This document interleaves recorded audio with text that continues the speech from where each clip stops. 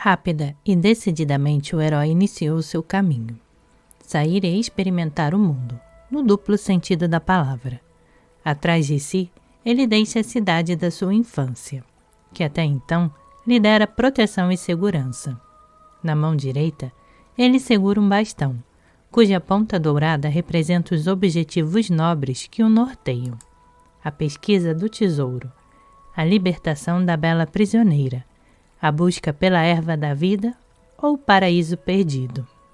O herói é apresentado como o deus da primavera, que os homens amam e que todos adoram como o libertador, porque ele traz a estação quente e fértil do ano e os livra do frio, da escuridão e da privação do inverno. Em todo o Ocidente, esse jovem e belo deus é considerado filho da rainha do céu. Seu traje é o céu estrelado, que na carta cobre o carro como um baldaquim. Seu cinto é o zodíaco que ela deixou de herança para o filho. Ele porta 2 máscaras da lua, como ombreiras, atributos da rainha do céu, que na maioria das vezes foi adorada como a deusa lunar.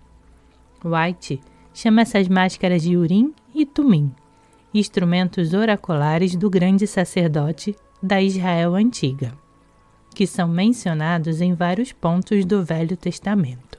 Êxodo 28:30, Deuteronômio 33:8 e Esdras 2:63, embora não haja outras explicações.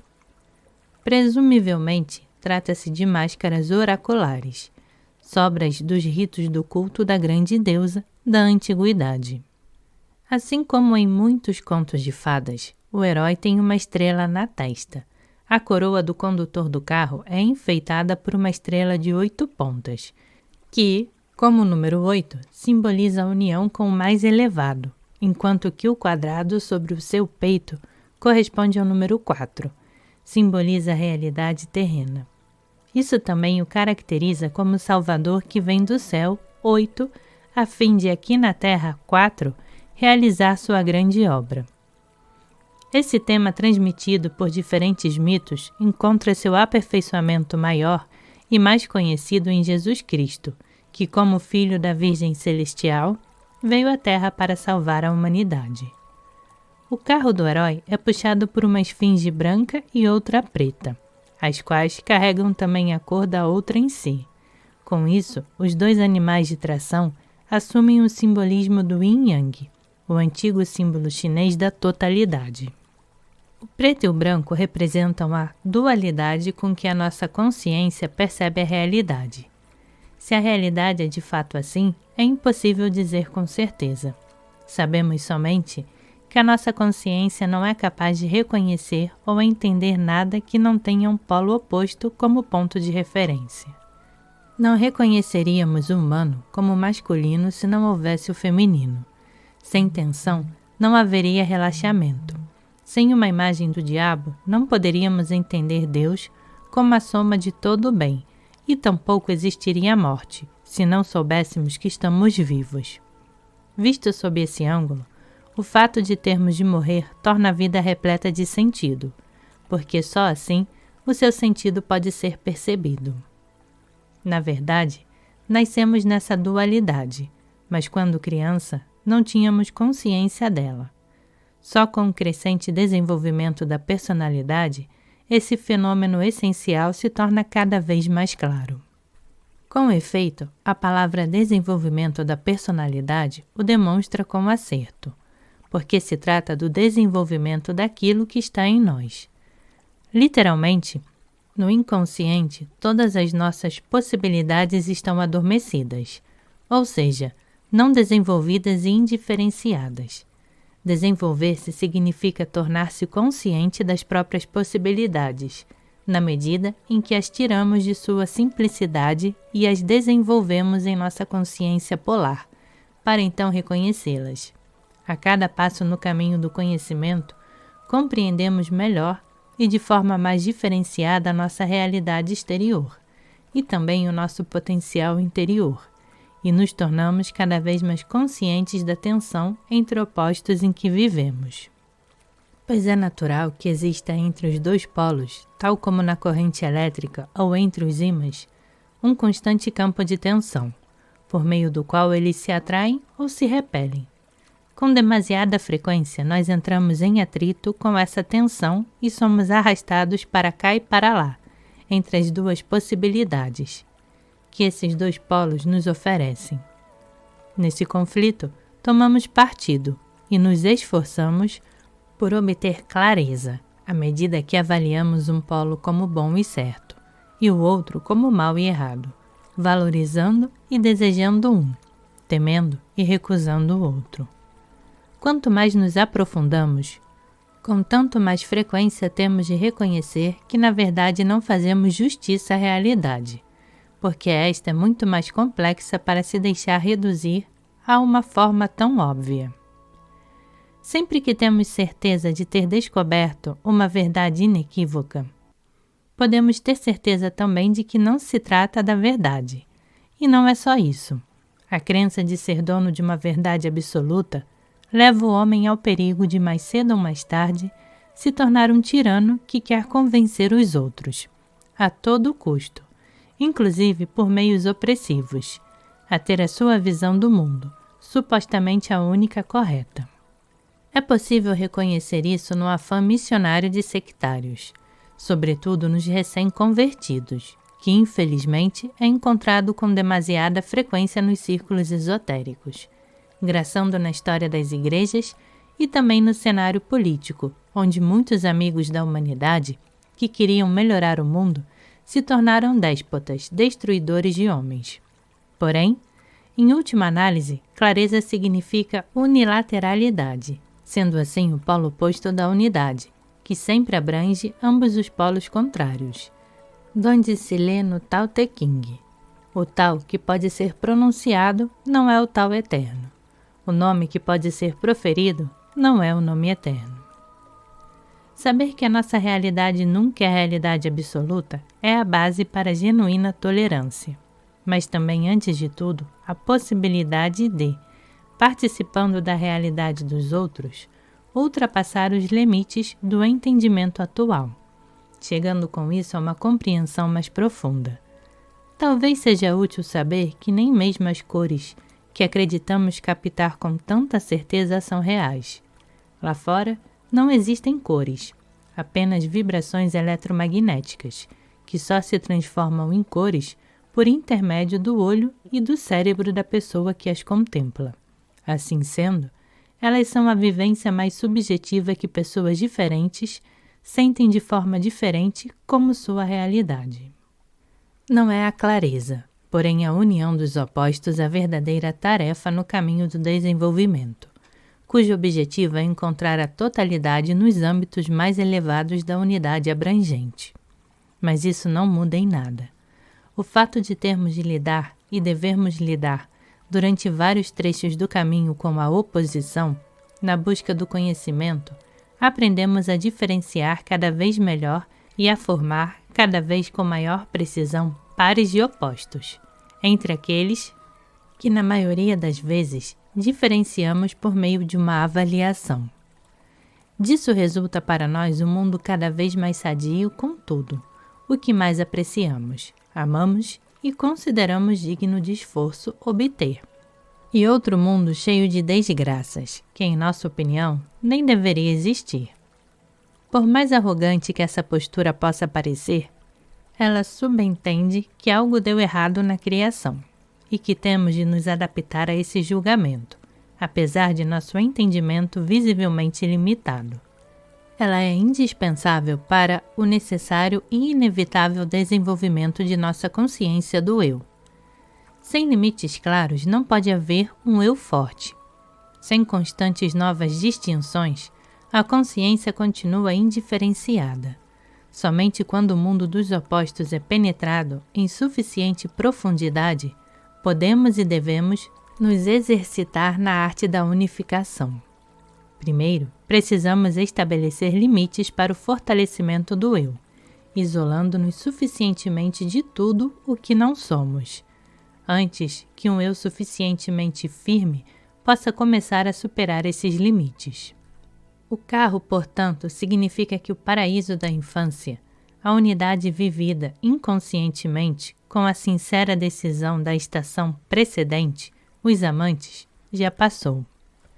O herói pisou no mundo polar, no qual sua consciência se desenvolverá, o que lhe permitirá tornar-se adulto. A essa altura, ele sempre terá de prestar atenção para não ser dilacerado entre as possibilidades. Os dois animais diferentes de tração, porém com muita habilidade, dominar as contradições e assim juntar as forças contrárias, unindo-as num grande salto para a frente. Ele ainda está no início do aprendizado. Ele ainda não tem prática.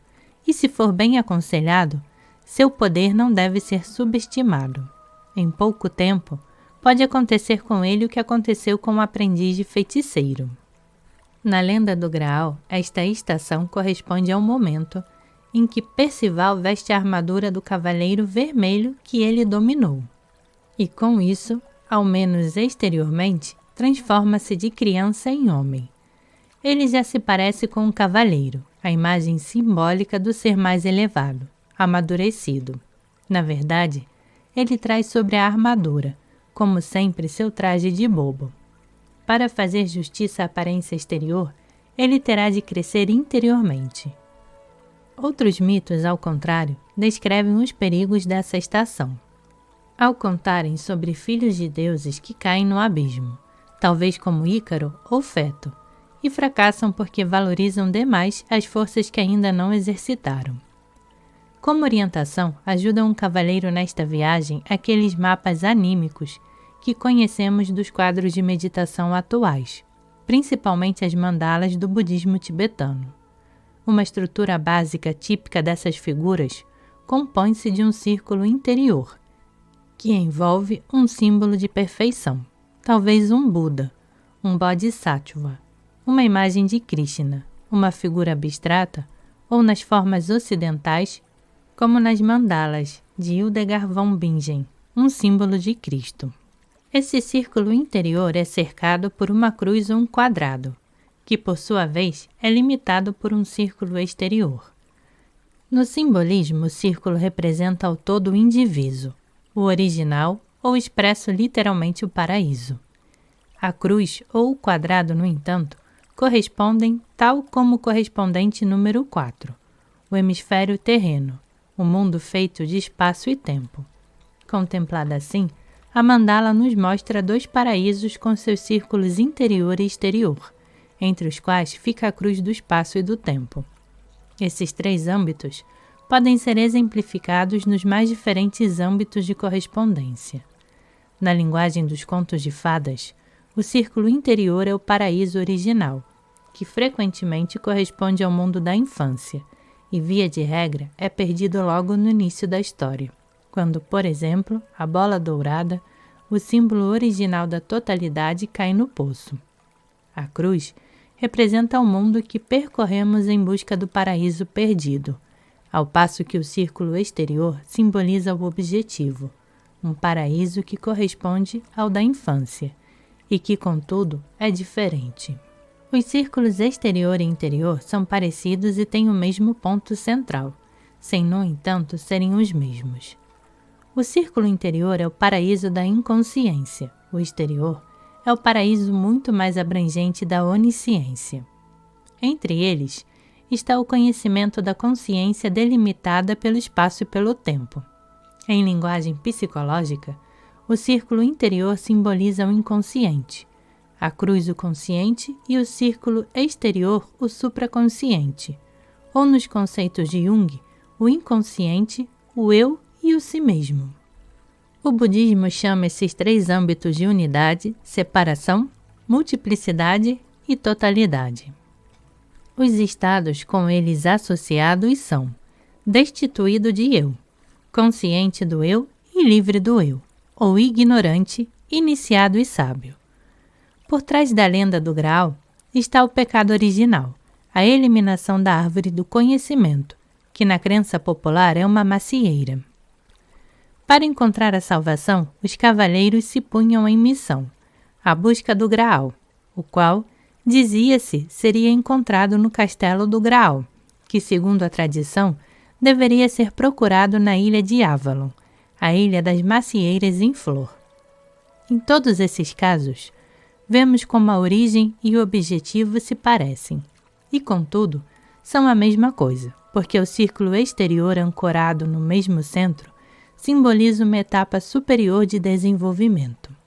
Visto dessa maneira, o caminho correto de vida não leva a um retrocesso, a um mergulho no inconsciente, porém, a uma ruptura para o mais elevado, para a supraconsciência.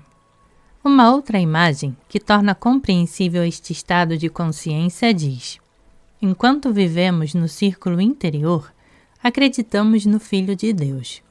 Enquanto atravessamos o mundo do espaço e do tempo, perdemos essa crença.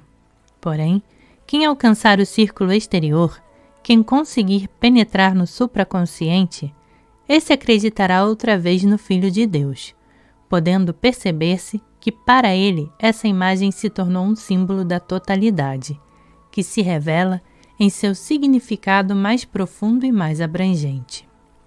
As 3 fases do caminho em diferentes âmbitos. Âmbito correspondente ao simbolismo. Origem círculo, caminho cruz, objetivo círculo. Âmbito correspondente conto de fadas. Origem paraíso perdido, caminho mundo. Objetivo reencontro do paraíso. Âmbito correspondente psicologia. Origem subconsciente, caminho consciente, objetivo supraconsciente. Âmbito correspondente psicologia junguiana. Origem inconsciente, caminho eu, objetivo si mesmo. Âmbito correspondente desenvolvimento da personalidade. Origem ingênuo, caminho desenvolvido, objetivo unido. Âmbito correspondente consciência. Origem pré-pessoal, caminho pessoal, objetivo transpessoal. Âmbito correspondente estado do eu. Origem sem ego, caminho egocêntrico, objetivo livre do eu. Âmbito correspondente conhecimento. Origem ignorante, caminho conhecedor, objetivo sábio. Âmbito correspondente compreensão da realidade. Origem indiferenciada, caminho polar, objetivo paradoxal. Âmbito correspondente budismo. Origem unidade, caminho multiplicidade, objetivo totalidade. Âmbito correspondente lendas do Graal. Origem macieira, paraíso. Caminho busca, objetivo Avalon, ilha das macieiras. Assim como, desde que comeu do fruto da árvore do conhecimento do bem e do mal, a humanidade sabe diferenciar o bem do mal. A conscientização também desperta em cada um de nós o conhecimento que nos permite saber o que é bom e o que é mal. E com isso, como nos relata a Bíblia, perdemos o paraíso da unidade total, da falta de diferenciação em que não são possíveis avaliações e não existe a tensão dos opostos que estimula os seres humanos a agir. Diz-se que desde então vivemos em pecado. Essa palavra também é interpretada como separação, o que corresponde ao abandono do círculo interior, a perda do centro. Como cada pessoa que se torna consciente de si mesma simbolicamente, comeu da árvore do conhecimento. Todos nós nos separamos do centro, uma inevitável herança humana, que a Igreja chama de pecado original. Nos arcanos maiores, esse tema aparece pela primeira vez na carta O Hierofante, o grande sacerdote, que corresponde ao primeiro despertar da consciência, que sempre é um reconhecimento de nossa natureza pecaminosa. Na medida em que a criança, surpresa e em parte assustada, percebe que ela não está em ordem, que tem seus lados bons, mas também aqueles que são desprezados e recusados como sujos e maus. Essa primeira tensão de opostos entre bem e mal, entre permitido e proibido, mostra que o tempo no paraíso terminou. Com a 7ª carta, o carro, ele é definitivamente abandonado e começa a demorada busca pela unidade perdida. O conhecimento das 3 fases do caminho de vida é encontrado de igual modo nas mais diferentes culturas, nas mais diferentes ideologias e linhas de pensamento. Como o trecho do meio sempre representa o desenvolvimento do eu, devemos nos acautelar contra uma prematura e confusa danação do ego. Não se trata de evitar seu desenvolvimento, como muitos pseudo-gurus querem fazer acreditar, e sim exatamente o contrário. Antes de tudo, é importante desenvolver um ego forte, para que o caminho pelo mundo exterior, consciente, possa ser percorrido. De fato, nessa fase de separação, o pecado original herdado, vivemos perdidos no mundo, distanciados de Deus, ou como seja chamado esse trecho do caminho. No entanto, não se trata de evitar o caminho, de voltar e tornar-se inconsciente outra vez, porém de dominá-lo com firmeza. Posteriormente, a tarefa será a de superar o ego e tornar-se novamente humilde e modesto. É natural que essa sequência de passos de desenvolvimento seja significativamente mais difícil do que a recusa medrosa do desenvolvimento do ego, de quem quer que seja, e da perseverança num plano infantil de consciência.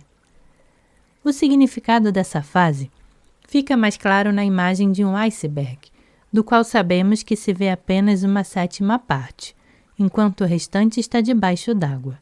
Se imaginarmos que de início o iceberg está totalmente imerso, essa imagem corresponderia ao estado de total inconsciência do início da vida.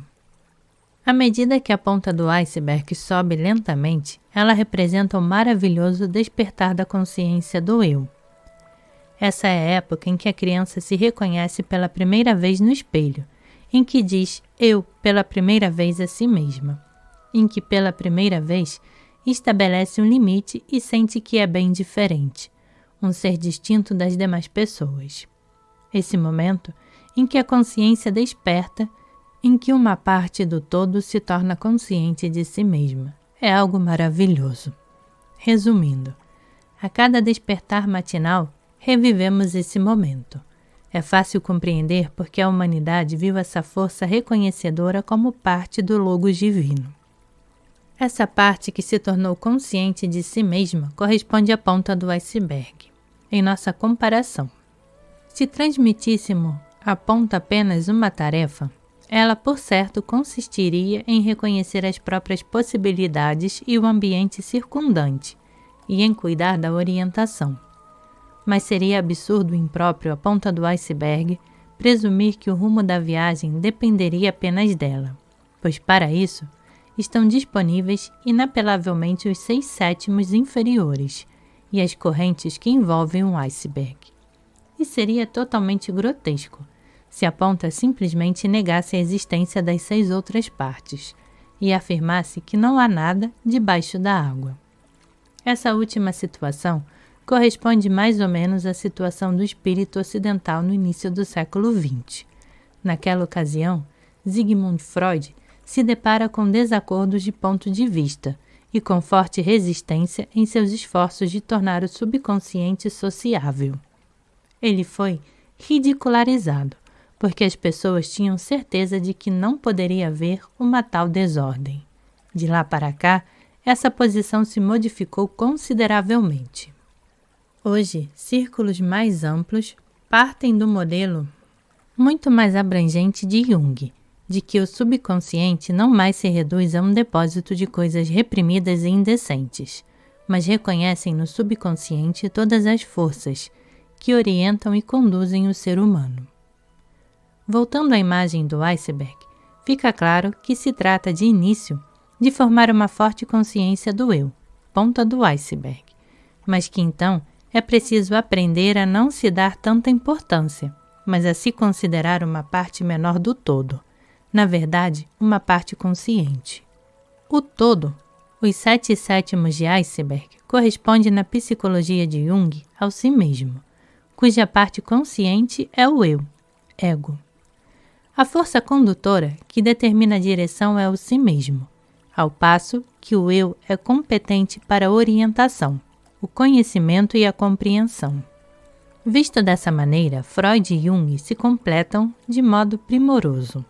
Enquanto Freud, com sua famosa frase "Onde ele existiu, eu devo existir", assentou o caminho do círculo interior, o inconsciente, para o quadrado, o ego.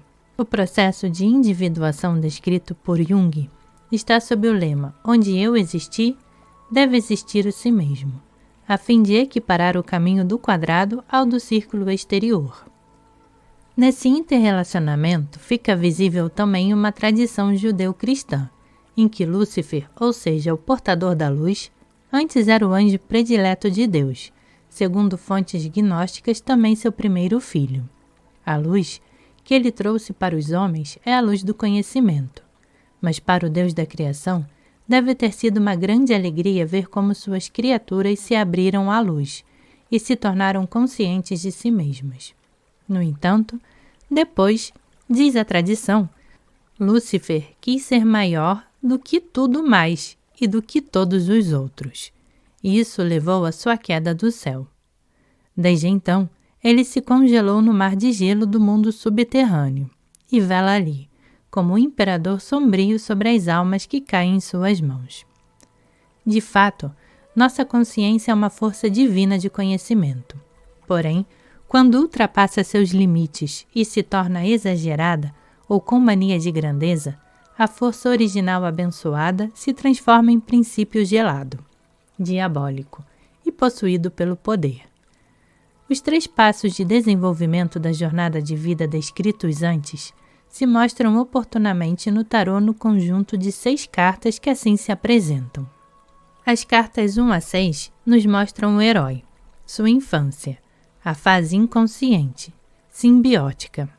As cartas 7 a 12, sua partida, a época em que ele cresce e desenvolve o seu eu, a sua individualidade. As cartas 13 a 18, o caminho de iniciação propriamente dito, a abertura transpessoal, que leva à totalidade, à supraconsciência, à unidade abrangente, ao objetivo da viagem, que se mostra nas cartas de 19 a 21. Se contemplarmos a viagem do herói como um símbolo para o caminho de vida dos seres humanos, é possível distinguir um trecho relacionado com o dever e um trecho relacionado com a cura. A carta 13 à morte estabelece os limites. Até essa estação todos nós chegamos.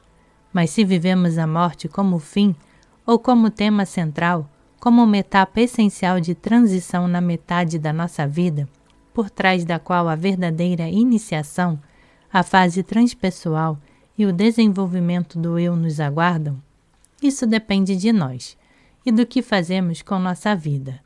Essa estrutura das cartas também diz que temos primeiro de percorrer o trecho relacionado com o dever, antes de estarmos suficientemente maduros para nos dedicarmos à prática da cura. Mesmo se parecer atraente lidar logo com as coisas superiores e simplesmente deixar passar desapercebido o que é apenas material, a mensagem do tarô é inequívoca e clara. Antes de nos dedicarmos ao âmbito transcendental, temos de aprender a dominar a realidade em nossa vida cotidiana.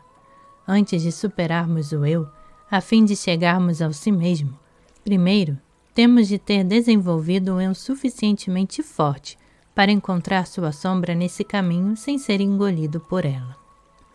Palavras-chave para a carta O Carro. Arquétipo A Partida. Tarefa: dominar contradições, ousar fazer o novo.